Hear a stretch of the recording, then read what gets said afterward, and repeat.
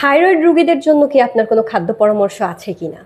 অবশ্যই থাইরয়েড নিয়ে যেটা একটি বিষয় ইদানিং খুবই দেখা যায় যে থাইরয়েড পেশেন্ট উনি নিজেও জানেন না উনি থাইরয়েডে আক্রান্ত। এবং থাইরয়েডের ক্ষেত্রে আমরা যেটা বলে থাকি যে আয়োডিন অভাবেই কিন্তু থাইরয়েডটা বেশি হয়ে থাকে। তো আয়োডিন জাতীয় যে খাবারগুলো আছে অর্থাৎ সামুদ্রিক মাছ কিংবা আয়োডিনযুক্ত লবণ আসলে আমি বলবো না, কারণ এখনকার লবণে যে কতটুকু আয়োডিন আছে এটা আমি নিজেও এ ব্যাপারে সন্তুষ্ট না। তো এই কারণে সামুদ্রিক মাছ যেন থাকে কিংবা যে সামুদ্রিক শৈবালগুলো আমরা বলি যেমন স্পিরুলিনা, এটা আপনার খাবারে কিংবা আপনি অ্যাজ এ সাপ্লিমেন্ট হিসেবে কিন্তু নিতে পারেন। এছাড়া সেলেনিয়াম যেমন বিভিন্ন রকমের বাদাম আছে এগুলো আপনাকে খেতে হবে।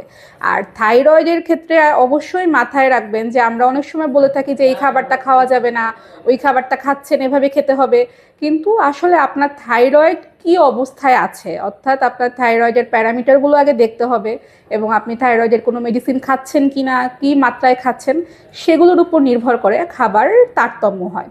এছাড়া একটা জিনিস আমরা খুব ভুল করে থাকি, যেটা আমি বারবার পেশেন্টদেরও বলে থাকি, যে কখনোই কোনো খাবার এটা খেলে সুস্থ হয়ে যাব এটা মনে করে খাওয়া যাবে না, আবার এটা খেলে আমি অসুস্থ বেশি হচ্ছে এটাও চিন্তা করা যাবে না। পরিমাণ এবং আপনার অবস্থা এক্ষেত্রে গুরুত্বপূর্ণ ভূমিকা পালন করে। আপনার জন্য যে খাবারটি নিষেধ ওই খাবারটি কিন্তু আমার জন্য যে নিষেধ এরকম নাও হতে পারে, আবার আমার জন্য যে খাবারটি ট্রিগার করছে ওটা কিন্তু আপনার জন্যও করবে এরকম কিন্তু না।